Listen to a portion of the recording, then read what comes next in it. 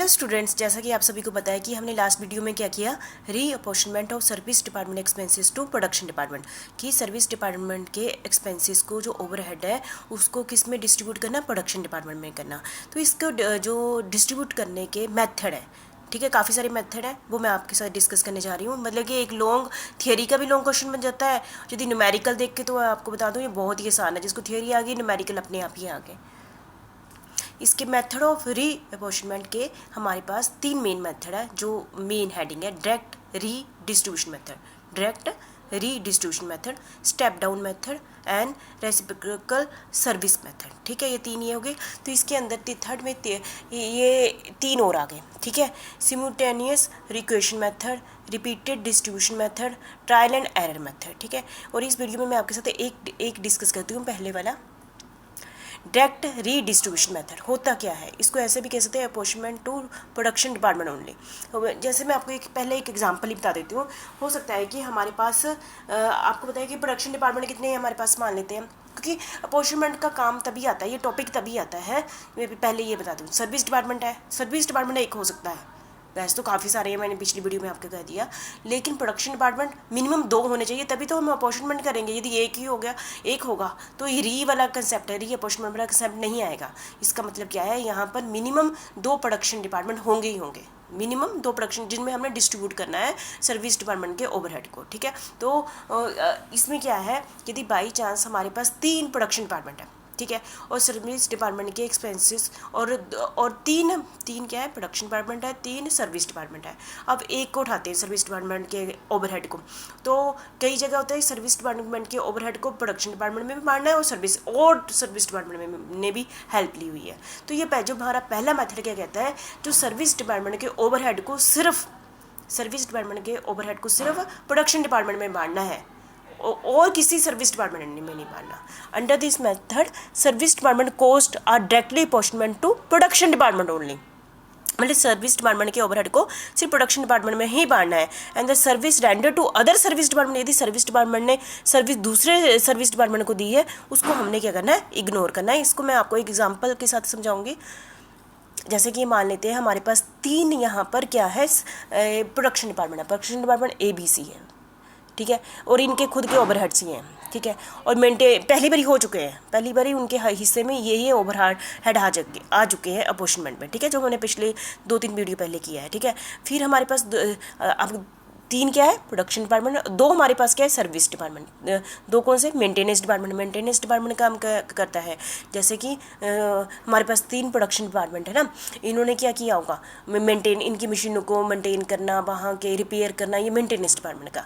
तो maintenance department का खर्चा आ गया 9,425। तो ये मेंटेनेंस डिपार्टमेंट इस खर्चे को इन 3 डिपार्टमेंट में बांटेगी। ठीक है, स्टोर डिपार्टमेंट का काम क्या होता है कि इसने इसके नंबर ऑफ द रिक्विजिशन, मतलब कि ये कितना सामान ऑर्डर रखे हुए हैं स्टोर डिपार्टमेंट ने, उसका स्टोर डिपार्टमेंट का खर्चा 4,125 है। तो स्टोर डिपार्टमेंट में अपने खर्चे इन 3 डिपार्टमेंट में बांटेंगे। तो हमने पिछली वीडियो में डिस्कस किया ना, कुछ बेस पर ये वाले खर्चे कुछ बेस पर इनमें बांटेंगे। ठीक है, किस बेस पर बांट रहे हैं वो हम अभी देखते हैं। जैसे डायरेक्ट लेबर आवर, ये बेस है ना, जैसे कि direct labour our, A department में जो डायरेक्ट लेबर है वो 1800 घंटे काम किया है ना, बी में 1600 घंटे काम किया, सी में 1100 घंटे काम किया एक लेबर ने।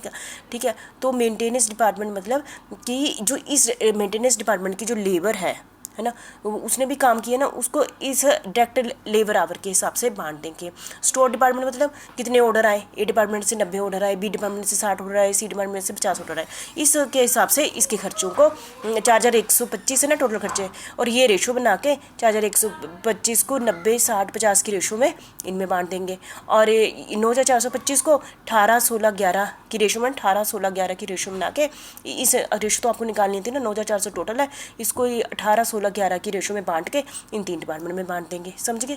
अब फिर से रिपीट करूंगी, हमारे पास प्रोडक्शन डिपार्टमेंट 3 है, सर्विस डिपार्टमेंट 2 है। तो पहले हम इस डिपार्टमेंट के जो ओवरहेड है जो 9,425 को इन 3 प्रोडक्शन डिपार्टमेंट में बांटेंगे, ना कि इसमें बांटेंगे। दूसरे सर्विस डिपार्टमेंट में मांगे। ऐसे ही 4125 जो दूसरा सर्विस डिपार्टमेंट है, इसके 4125 को इन 3 डिपार्टमेंट में बांटेंगे। बेस क्या है स्टोर डिपार्टमेंट का, नंबर ऑफ उनके पास कितनी रिक्वेस्ट आई थी इसके बेस पर, बेस मतलब इस रेशो के बेस पर। और मेंटेनेंस डिपार्टमेंट में कितने घंटे डायरेक्ट लेबर ने काम किया है ABC में, उसके हिसाब से इनमें बांट देंगे। ठीक है, फिर देख रहे हैं आप, देखो टोटल एक्सपेंडिचर हमारे कितने हैं, टोटल 5 डिपार्टमेंट के ओवरहेड कितने हैं, ए के इतने, बी के इतने, सी के इतने, एक्स क्या हो गया, एक्स वाई क्या हो गया सर्विस डिपार्टमेंट, ABC क्या हुआ प्रोडक्शन डिपार्टमेंट। ठीक है, इसके इतने थे, टोटल ओवरहेड इतने थे। ठीक है, पर हमने सर्विस डिपार्टमेंट के ओवरहेड को 9425 को इन 3 में बांट देना है। ये इन तीनों को टोटल करो, 9425 आ गया, इधर माइनस कर दिया। तो किसके बेस पर हमने ABC में बांटे, डायरेक्ट लेबर आवर की रेशो के हिसाब से बांटे। इसी टाइप से हमने, ये था मेंटेनेंस वाले। और दूसरा था स्टोर डिपार्टमेंट के खर्चे कितने थे, 4125 जो हमारा बाई को रिप्रेजेंट करता था, जैसे मैंने कोड दे दिया हुआ है। तो इसको हमने ABC 3 प्रोडक्शन डिपार्टमेंट में बांटना है। किस रेशो पर बांटा, जितनी नंबर ऑफ द रिक्वेस्ट आई थी तो उस रेशो को के हिसाब से इन 3 में बांट दिया। ठीक है, अब ये क्या हो गया 0, सर्विस डिपार्टमेंट ने अपने खर्चे इन 3 में बांट दिए, इस सर्विस डिपार्टमेंट ने अपने खर्चे इन 3 डिपार्टमेंट में बांटने। अब A डिपार्टमेंट के खर्चे ऐड करो, B के करो, C के करो, तो टोटल सेम ही आएगा ना।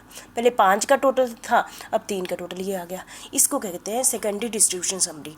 यदि आपने थियरी अच्छे से कर ली तो आपको ये लग रहा हो ना कितना ईजी है। हाँ जी, बहुत ईजी है। एक दो ये है कि जब एग्जांपल हम कर लेते हैं तो हमें थियरी और अच्छे ढंग से समझ आ जाती है। बेस क्यों जरूरी था, रेशो कैसे निकालनी, रेशो तो आपको पहले से ही आती थी।